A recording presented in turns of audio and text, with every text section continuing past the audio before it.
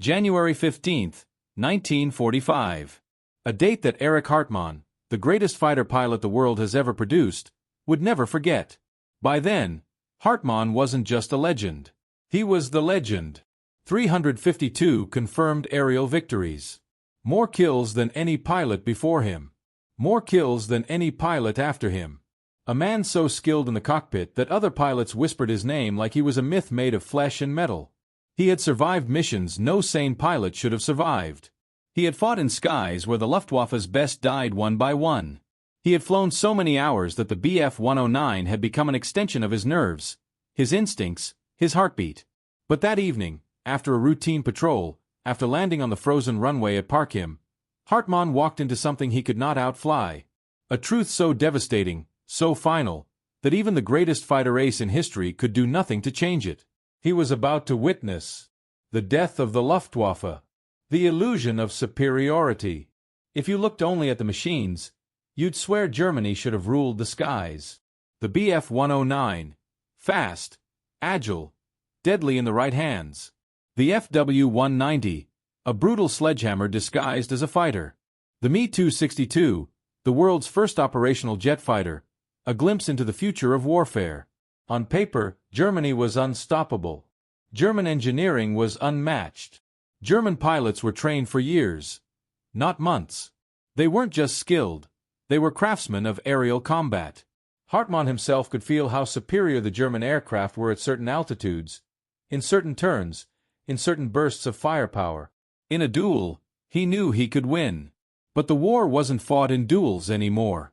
Behind the roaring engines and sleek wings was a number so big, so overpowering, that even Germany's best couldn't fight it. 8,000 Allied aircraft per month, against barely 1,000 German aircraft. And those 1,000, built with fewer workers, fewer factories, fewer raw materials, less fuel, less of everything. While the Luftwaffe was collapsing, the Americans, the British, and the Soviets were manufacturing an air force larger than the entire German military. That was the beginning of the end, though the Luftwaffe wouldn't realize how bad things truly were until the Ardennes offensive. The Ardennes. The last gamble. Hitler's final throw of the dice. Operation Autumn Mist. A winter offensive meant to punch through Allied lines, break their armies apart, and force a negotiated peace. For the first time in years, the Luftwaffe received a desperate order. Send everything. Fly everything. Fight with everything. Hartmann watched hundreds of fighters roar into the sky each morning. 200, 300, sometimes over 400 aircraft a day. For a brief, flickering moment, it felt like the old Luftwaffe again. The mighty force that had terrified Europe at the start of the war. But just as quickly as that hope returned, it died. In 1 week, the offensive devoured aircraft faster than factories could replace them. By January 1945, the Luftwaffe wasn't being beaten by the enemy. It was being strangled by arithmetic. The fall. 5,000 aircraft in 7 days. The number was unthinkable. 5,000 German aircraft destroyed. Not damaged. Not reparable. Gone. And each destroyed aircraft meant something far worse. A veteran pilot. Dead, missing, or captured. A pilot whose skill had taken years to build. A pilot Germany would never be able to replace. American factories were creating 3,000 new pilots every month. Germany was producing a handful, and many of those few were barely trained teenagers who could barely land their aircraft without bouncing off the runway. The Luftwaffe was bleeding faster than it could breathe.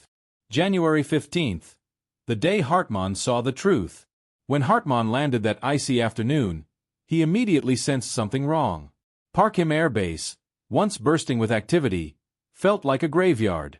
Revetments, those protective pits carved into the earth, stood empty like abandoned coffins. He counted. Not 50 aircraft. Not 40. Not even 20. Just 12. 12 fighters left at a base that had once hosted nearly 50. His ground crew, the men who kept his aircraft alive, were sitting silently in the cold. Not working. Not talking. Just staring at the ground like they'd seen a ghost. What happened? Hartmann asked. Weber, his chief mechanic, didn't mince words. Berlin called yesterday.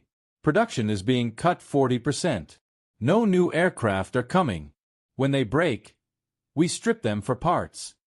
Hartmann felt a chill deeper than the winter air. How long can we keep flying? He asked. Weber didn't answer. He didn't need to. The look in his eyes said it all. The Luftwaffe was on borrowed time. Inside the operations room, the truth hit even harder. The board that listed operational aircraft now looked like a bad joke. BF-109G models. 8. BF-109K models.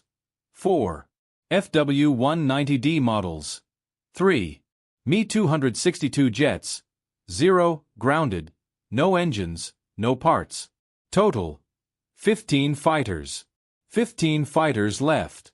The operations officer, Colonel Kessler, delivered the final blow.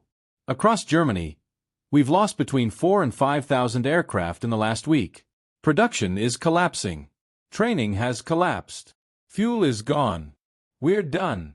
The pilot crisis. The most tragic part. Aircraft can be replaced. Pilots cannot. Germany's pilot schools were emptying out. There weren't enough instructors. There weren't enough training aircraft. There wasn't enough fuel for practice flights. New pilots were arriving with 50 flying hours. Many with less. Against Allied pilots with 300 to 500 combat hours. Hartmann saw it firsthand when replacements arrived on January 22nd. They were boys. Barely 20. Some shaking with nerves. Some trying to look brave. One of them, Friedrich, told Hartmann he had 5 hours of formation flying, 3 hours of combat theory, 0 hours of real aerial gunnery. Hartmann trained him personally, but 40 minutes in the air was not training. It was barely survival practice. 3 days later, Friedrich was dead, shot down in a 3-minute dogfight by a single P-51 Mustang. Hartmann didn't cry. He had cried too many times already. He simply understood. Germany was sacrificing boys to a fight they had no chance of surviving. February. The Luftwaffe stops being an air force. By February 1st, the Ardennes offensive was officially over. The Luftwaffe, however, was beyond defeat. It had collapsed. Bases flew 1 sortie a day, sometimes fewer. Fuel rations were so strict that pilots were allowed only 40 minutes of flight, 15 minutes of reserve. No more patrols. No more hunts. Just a short loop and home. The jet program, once Hitler's dream, stalled completely. Pilots were pulled from cockpits and handed rifles. Airfields were abandoned as the Soviets advanced from the east and the Americans from the west. Germany wasn't losing the war anymore. Germany was ending the war, whether it wanted to or not. The last months. A pilot without an air force. March 1945. The sky over Germany, once filled with the Luftwaffe's proud formations, became a silent battlefield. There were so few aircraft left that Hartmann sometimes took off alone. Not in a formation. Not with a wingman. Just him, his Bf-109, and the cold gray sky. He still shot down enemy aircraft. Incredibly, impossibly, defiantly. He still added to his score. He still fought like the war depended on him. But he knew the truth. His victories did not matter anymore. The Luftwaffe could not recover. Germany could not recover. No amount of heroism could fight industrial annihilation. When Germany surrendered in May 1945, Hartmann had outlived nearly everyone he had flown with. He had survived 1,400 combat missions. He had become the highest-scoring fighter ace in history. He had achieved a level of mastery no pilot would ever match again. But his greatest revelation came not from victory, but from defeat. He learned that wars are not won by the best pilots, not by the bravest, not by the most skilled, not by the most feared. Wars are won by whoever builds the most machines, trains the most crews, and keeps producing long after the other side collapses. The Allies didn't defeat the Luftwaffe in the sky. They defeated it in the factory. The outcome of the air war was decided not in 1945, but years earlier, when American industry began producing aircraft faster than Germany could destroy them. Hartmann understood this, and he spent the rest of his life explaining it. His story is not just the story of a great pilot. It is the story of how even the greatest pilot in history is powerless when the system he depends on is dying beneath him.